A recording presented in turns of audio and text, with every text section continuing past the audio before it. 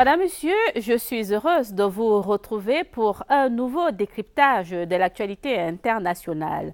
Plus que 2 mois et ce sera le premier tour du scrutin présidentiel français.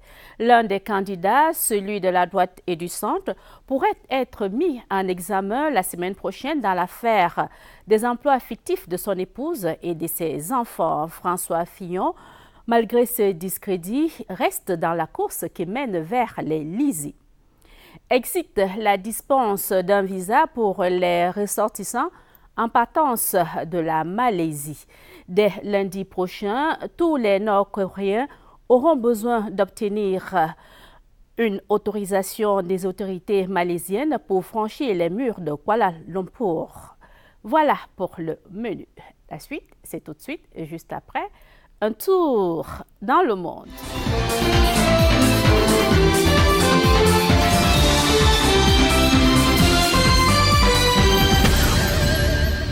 Brexit, la Chambre haute du Parlement non élue refile une patate chaude au gouvernement britannique. Mercredi dernier, les Lords ont voté une disposition qui pourrait retarder ou alors gêner le déclenchement de l'article 50 relatif à la sortie de la Grande-Bretagne de l'Union européenne. Il faut dire que cette sortie ou alors le déclenchement de cet article 50 est prévu pour la fin de ce mois de mars. Le monde qui bouge, c'est une mouture de Alain Patrick Fouda. Tout a commencé par l'annulation à la dernière minute de sa visite au Salon de l'Agriculture de Paris. Ensuite, il y a eu cette déclaration. Mesdames et messieurs, mon avocat a été informé que je serai convoqué le 15 mars par les juges d'instruction afin d'être mis en examen. Au cours de son allocution, François Fillon, candidat Les Républicains à l'élection présidentielle d'avril prochain, a déclaré qu'il ne se retirerait pas de la course. Déclaration contradictoire avec celle de janvier, où il expliquait que seule une mise en examen pourrait le pousser à renoncer. Dans l'état-major de campagne de l'ancien président, c'est le sauve qui peut. Bruno Le Maire ou encore Gilles Boyer, occupant respectivement les postes de représentants sur les questions internationales et trésorier de la campagne présidentielle, ont démissionné. Thierry Solaire, porte-parole du candidat, vient lui aussi de quitter le navire Fillon. En coulisses, la plupart des cadres du parti Les Républicains penchent pour un retour d'Alain Juppé. Le maire de Bordeaux a fait savoir qu'il se tenait prêt. Donald Trump a tenu son premier discours devant les 2 chambres du Congrès réunies en session commune. L'occasion de défendre sa politique fondée sur le slogan « L'Amérique d'abord » devant les députés, sénateurs, ministres et certains juges de la Cour suprême. Dans les premiers mots de son discours, Trump a salué le renouveau de l'esprit américain, promettant de tenir ses promesses envers le peuple. Parmi les grands axes de la politique qu'il entend implémenter, l'abrogation de l'Obamacare, l'emblématique loi sur la santé de Barack Obama. Question défense, Donald Trump a demandé au Congrès une hausse historique des dépenses militaires de l'ordre de 10%. Selon un sondage réalisé par CNN, une majorité de téléspectateurs ont réagi positivement au discours du nouveau locataire de la Maison-Blanche. La ville historique de Palmyre change une nouvelle fois de main.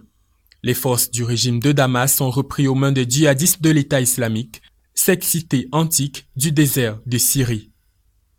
Soutenues par les frappes aériennes de l'armée russe, les troupes syriennes progressaient rapidement depuis plusieurs jours dans les places fortes de l'organisation. Notre unité spécialisée s'occupe de déminer et de désactiver tous les engins explosifs que le groupe terroriste a laissés derrière lui, dans les maisons, dans les rues et dans les jardins. Palmyre avait été conquise en mai 2015 par l'État islamique, reprise par le régime en mars 2016, avant de retomber dans les mains des djihadistes en décembre. La perte de cette oasis s'ajoute à celle de plusieurs sites conquis par les islamistes en Irak et en Syrie. Un coup sévère porté à Daesh, coupable de la destruction des plus beaux temples de cette cité vieille de plus de 2000 ans et inscrite par l'UNESCO au patrimoine mondial de l'humanité. La lune de miel se poursuit entre le président sénégalais et son homologue gabonais. Adama Barrow vient d'effectuer sa toute première visite en tant que chef d'État au Sénégal. Pendant 3 jours, il a eu de nombreux entretiens et il a également procédé à la signature de nombreux accords de coopération. Une fois de plus, l'Afrique qui bouge, c'est une mouture d'Alain Patrick Fouda. En Égypte, journée mémorable pour l'ex-président Hosni Moubarak. La Cour de cassation du Caire vient de l'acquitter définitivement des charges d'implication dans le meurtre de manifestants en 2011. L'ancien Raïs, âgé de 88 ans, avait d'abord été condamné à la réclusion criminelle à perpétuité en juin 2012. Il était accusé de complicité dans la mort de 239 manifestants et d'incitation au meurtre pendant les 18 jours de révolte qui ont commencé en janvier de l'année 2011. La Cour ayant rejeté la demande des avocats des victimes de réouvrir les procès civils, aucune juridiction ne pourra de nouveau juger cette affaire. Le renversement de Moubarak avait débouché sur les premières élections libres en Égypte, des élections qui ont porté au pouvoir Mohamed Morsi, issu de la confrérie des frères musulmans. Resté au pouvoir pendant juste 1 an, il a été renversé par le général Abdel Fattah al-Sisi, l'actuel président de l'Égypte. En Gambie, l'heure est de nouveau à la sérénité depuis l'arrivée au pouvoir d'Adama Barrow. Pour preuve, la décision de la Banque mondiale d'octroyer à Banjul une aide de 60 millions de dollars. Des fonds qui devront permettre à la nouvelle administration de renforcer son budget et relever l'économie du pays. Une économie en berne du fait de l'instabilité politique de ces derniers mois, mais pas seulement. L'ex-président Yahya Jammeh est accusé d'avoir délesté le trésor public de plusieurs dizaines de millions de dollars, laissant à son successeur un pays effondré par le poids des dettes. En Algérie, le pire a été évité de justesse à Constantine, à l'est du pays. Un policier a déjoué un attentat suicide devant un commissariat en tirant sur la ceinture explosive portée par le kamikaze. Les autorités n'ont pas précisé si l'assaillant avait été tué ou blessé par l'explosion. Par contre, les médias locaux annoncent que 2 policiers ont été blessés. Depuis le début de l'année, au moins 22 islamistes ont été tués lors d'attaques similaires. Les forces de sécurité restent la principale cible des groupes armés islamistes dans l'est et le sud du pays, ce malgré l'adoption en 2005 d'une charte pour la paix et la réconciliation. Un accord censé aider l'Algérie à tourner la page de la guerre civile et en fait 200 000 morts dans les années 90. En République démocratique du Congo, l'armée est mise en cause dans un rapport des Nations Unies sur les violations des droits de l'homme dans le pays. L'ONU révèle qu'au moins 40 civils ont été tués et 147 autres blessés dans plusieurs villes, dont Kinshasa et Lubumbashi. Des exactions et des sévices commis entre le 15 et le 31 décembre 2016, période de vive protestation contre le maintien de Joseph Kabila au pouvoir après la fin de son mandat. Le Bureau onusien des droits de l'homme dénonce un usage disproportionné de la force et déplore l'absence d'enquête initiée par les autorités. Pour le pouvoir, la faute des violations décriées par les Nations Unies revient plutôt à l'opposition. Au Burkina Faso, 2 commissariats ont été simultanément attaqués par des djihadistes dans la province du Soum, au nord du pays. Les assaillants ont incendié l'un des commissariats ainsi qu'une quinzaine de motos et des bâtiments administratifs. Seule une femme, épouse d'un policier, a été légèrement blessée. Cette attaque est survenue à 210 km du site du Festival panafricain du cinéma et de la télévision de Ouagadougou qui a démarré samedi dernier. Le gouvernement assure avoir pris des mesures spéciales pour protéger cet événement qui attire des dizaines de milliers de cinéphiles, dont de nombreux étrangers. Des opérations de ratissage sont en cours dans les villages de cette province pour tenter de retrouver d'éventuels assaillants repliés à la frontière avec le Mali.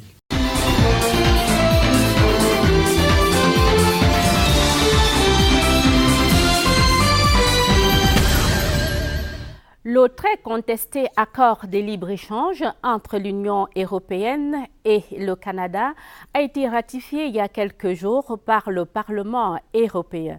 Une étape importante avant la mise en œuvre de l'accord du CETA. Le regard du docteur Frank Ebogo.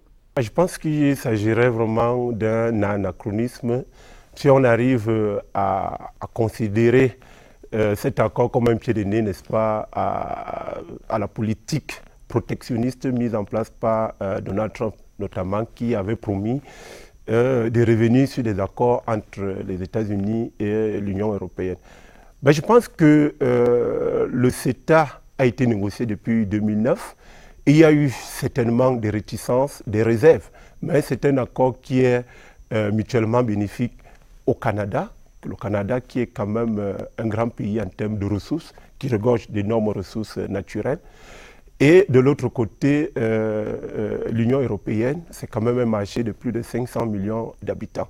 Donc il me semble que les réticences actuelles sont davantage liées, si vous voulez, aux nécessités de politique intérieure d'un certain nombre de pays européens.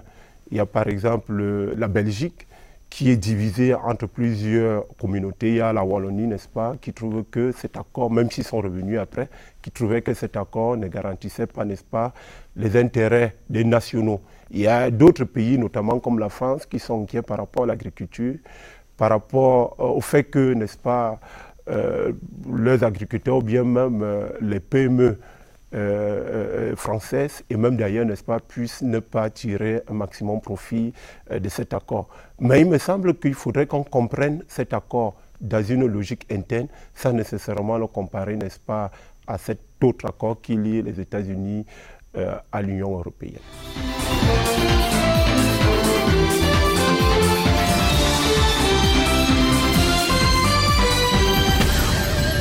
Le conseiller à la sécurité du président Donald Trump a jeté l'éponge.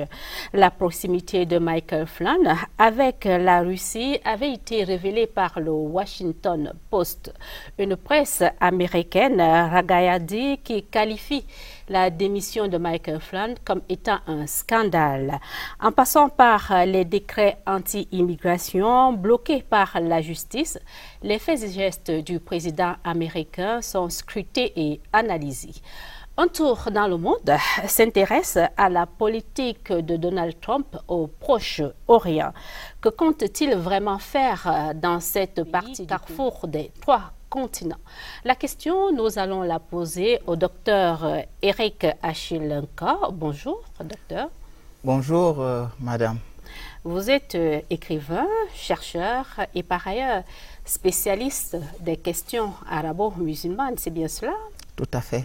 Voilà, docteur, pendant la campagne présidentielle, on se souvient que le président Donald Trump, au cours d'une interview, avait dit qu'il supportait Israël à 100%. Et du coup, la question qui se profile maintenant est de savoir, est-ce que le président Trump va tenir une position qui semble inconciliable dans cette partie, dans le conflit israélo-arabe? Avant de m'appesantir sur la quintessence de la thématique, il est important de relever que, en réalité, la politique internationale de Donald Trump, de manière générale, ne sort pas du cadre général de la politique internationale des États-Unis, qui vise quand même à faire des États-Unis une puissance et d'ailleurs de la maintenir en tant que puissance hégémonique. Et donc, il s'inscrit dans cette logique. Alors, pendant sa campagne, nous savons qu'il a énormément questionné et re-questionné, n'est-ce pas, les différents accords des États-Unis et même d'ailleurs de ses prédécesseurs. Certains ont appelé ça le questionnisme, le protectionnisme et autres, ce qui a contribué à installer en réalité un climat, n'est-ce pas, à la fois de tension à l'intérieur même des États-Unis, mais aussi à l'extérieur. Alors, en ce qui concerne alors le Proche-Orient. En ce qui concerne le Proche-Orient. Précisément le conflit israélo-palestinien. Précisément le conflit israélo-palestinien, il faut vous dire que Donald Trump va se retrouver entre deux feux. Il y a d'abord le feu de la réalité sur le terrain, qui n'est pas toujours celui qu'on a pressenti lors de la campagne. Et maintenant, il y a aussi ces puissants-là qui l'ont quand même mis là où il est là, parce qu'on parle de grands électeurs. Et donc, il y a la pression des grands électeurs. Outre les grands électeurs et même la Russie, c'est juste une parenthèse. Tout à fait. Et donc, il va se retrouver entre deux feux. Ce qui pourrait arriver ici, c'est que Donald Trump pourrait, dans un premier temps, manifester son soutien à Israël et va continuer dans le dilatoire, en réalité, permettre à Israël de pouvoir continuer dans sa vision, notamment celle soutenue par Ben Yahou.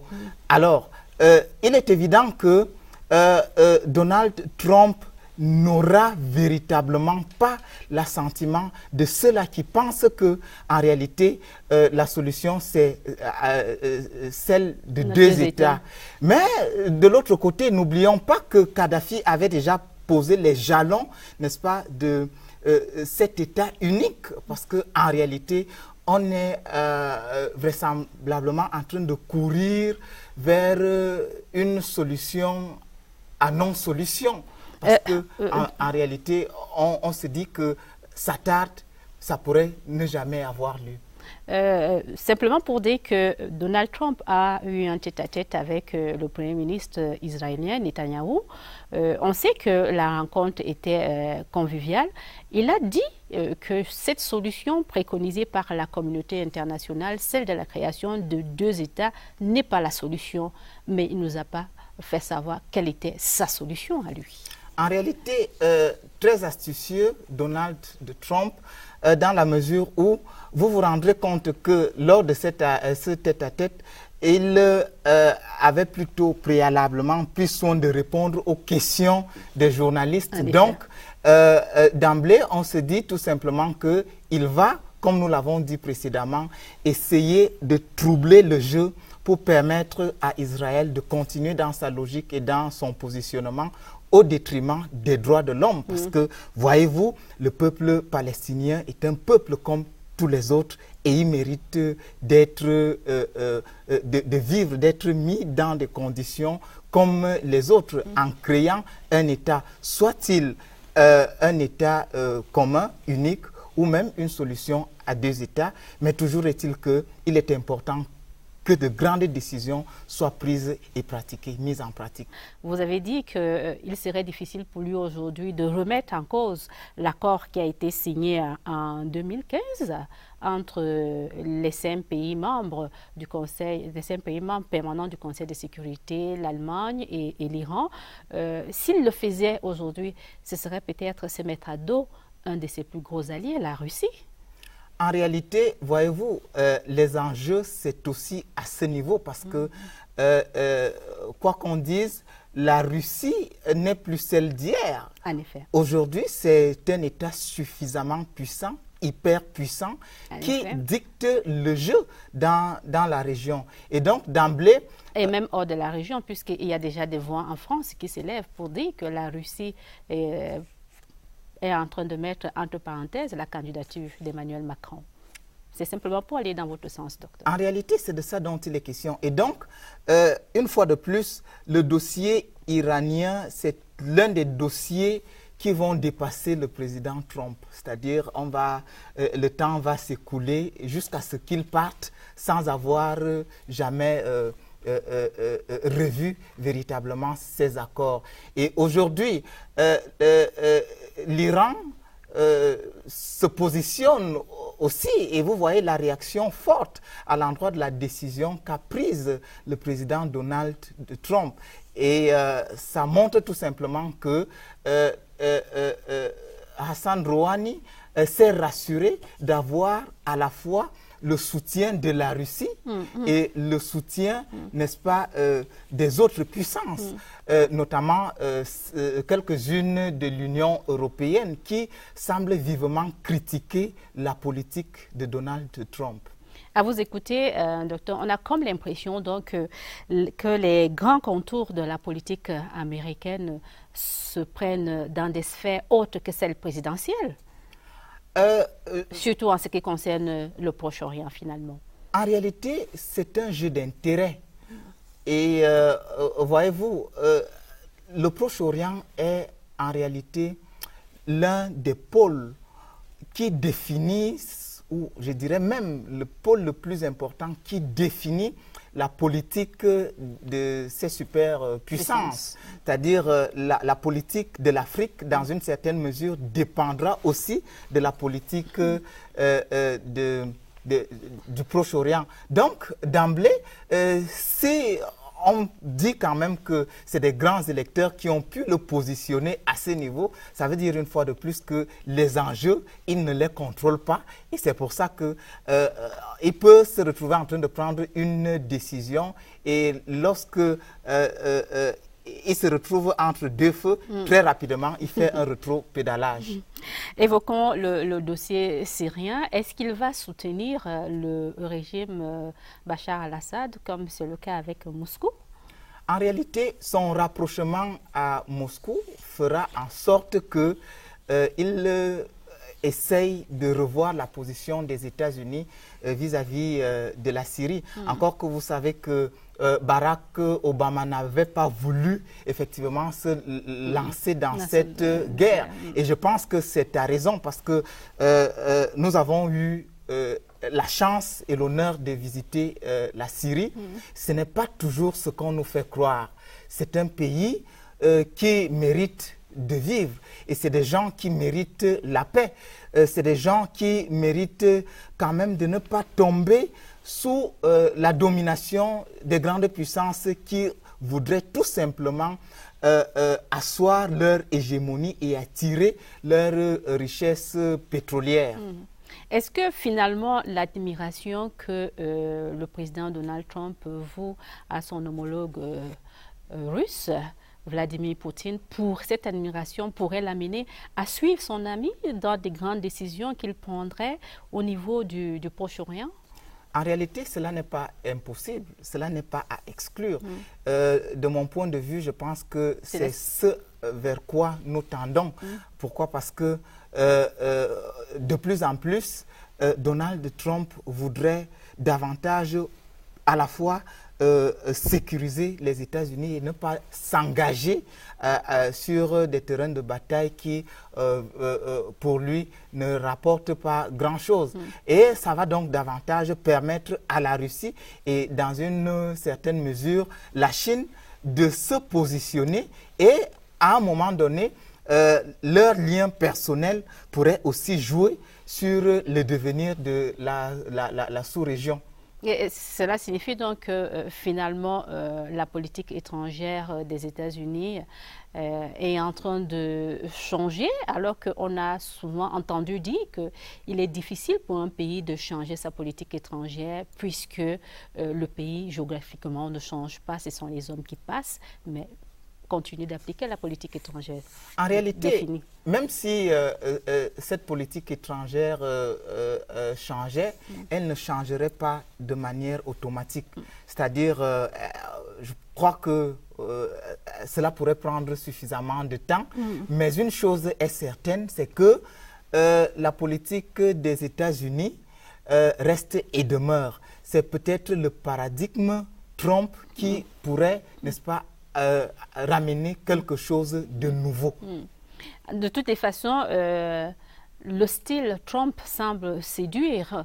Récemment encore, les Britanniques ont pris position pour ne pas voter ou alors ne pas plancher pour une solution à deux États en ce qui concerne le conflit israélo-palestinien. Vous vous souvenez, la France avait accueilli une conférence sur la paix lorsque Donald Trump devait prêter serment pour faire comprendre, passer un message au président Trump en disant de ce côté-là, nous pensons qu'il faille créer deux États. Et donc, au Conseil européen, les Britanniques, ces jours-ci, ont dit non aux autres Européens en disant qu'ils ne soutiennent pas cette position. Cela signifie que la méthode de Donald Trump réussit, ou alors continue de séduire leurs alliés ou voisins britanniques. En réalité, cette politique ne pourrait séduire qu'une catégorie de personnes. Parce que, voyez-vous, il y a quand même une large distanciation entre ceux qui décident et les réalités, et ceux qui vivent les réalités sur le terrain. Dans tous les cas, il est important pour nous autres qui soutenons les droits de l'homme que de dire effectivement que le peuple israélien se doit d'avoir une terre. Être un État, être une nation, c'est suffisamment capital pour la survie de ce peuple. Et une solution à 2 États est possible. Pourquoi? Parce que la solution à un État n'est pas évidente au regard, n'est-ce pas, des tensions qui ont longtemps existé entre les deux peuples. Ce sont des frères, entre guillemets, ennemis qui peuvent apprendre à cultiver un savoir-vivre. En réalité, tout est possible, n'est-ce pas? Mais à condition véritablement que on les mette dans des conditions où effectivement le vivre ensemble va être possible. Vous savez, le vivre ensemble ne se décrète pas. Ce n'est pas par décret, mais il faut poser suffisamment des actes concrets qui d'eux-mêmes vont déclencher le vivre ensemble. Je voudrais justement à présent qu'on s'intéresse à un autre sujet, c'est la relation qui existe entre Donald Trump et les musulmans. On a comme l'impression que Donald Trump ne tolère pas les musulmans et cela ne date pas d'aujourd'hui. Cela pourrait s'expliquer? En réalité, le positionnement de Donald Trump est un non-événement pour le monde musulman. Parce que dites-vous bien qu'il y en a qui se disent que les États-Unis ne sont pas un paradis pour les musulmans. Et donc, ils peuvent vivre respectivement dans leur pays. Mais ce qui est sûr, c'est que de plus en plus, le monde devient un petit village. Les gens interréagissent. Et Donald Trump ne peut, sous aucun prétexte, n'est-ce pas, se séparer du monde musulman ou des musulmans comme il voudrait le faire. Encore que, pour ceux qui connaissent très bien l'histoire des États-Unis, le monde musulman ou la communauté musulmane a joué un rôle important dans la lutte des indépendances aux États-Unis. Et donc, d'emblée, la relation, elle est profonde. Donald Trump ne peut pas la balayer d'un revers de la main. Et s'il essayait de le faire, je crois qu'il se retrouverait aussi entre 2 feux. Et très rapidement, il va faire un rétropédalage. Docteur Eric Achille-Ko, merci pour votre disponibilité. C'est moi qui vous dis merci.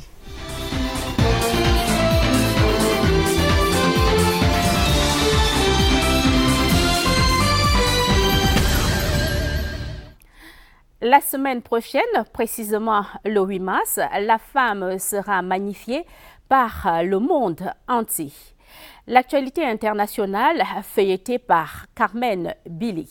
Madame, Monsieur, bienvenue dans l'agenda international. La semaine prochaine, l'actualité sera marquée par la célébration de la 32e édition de la Journée internationale de la femme. C'est ainsi que l'UNESCO, en partenariat avec le Comité national français pour les femmes de l'ONU, organisera un débat intitulé « Le courage de créer l'égalité des genres et les arts ». Les échanges auront pour cadre le siège de l'UNESCO à Paris le 8 mars 2017. On reste dans la mouvance de la célébration de la femme avec la 4e édition de la Journée de la femme digitale de Paris. Cet événement célèbre l'audace des femmes qui entreprennent et portent avec succès la vision du monde de demain. Ce sera le 9 mars. À Ottawa, au Canada, on va commémorer la semaine de l'UNESCO pour la paix et le développement durable du 6 au 10 mars, avec un point d'ancrage sur leur rôle dans l'éducation. Présidentielle française 2017, François Fillon a déclaré dans une vidéo tournée à son quartier général de campagne avoir été convoqué par un juge d'instruction pour une mise en examen le 15 mars prochain. Malgré cette convocation et les défections de ses proches, François Fillon refuse de renoncer à la présidentielle d'avril 2017. C'est tout pour votre agenda international. À la semaine prochaine. Un tour dans le monde, point final. Merci à vous de l'avoir regardé. Prenons rendez-vous samedi prochain lorsqu'il sera 12h30 sur la CRTV. D'ici là, vos réactions sont attendues sur la page Facebook d'Un tour dans le monde. Excellent week-end à tous.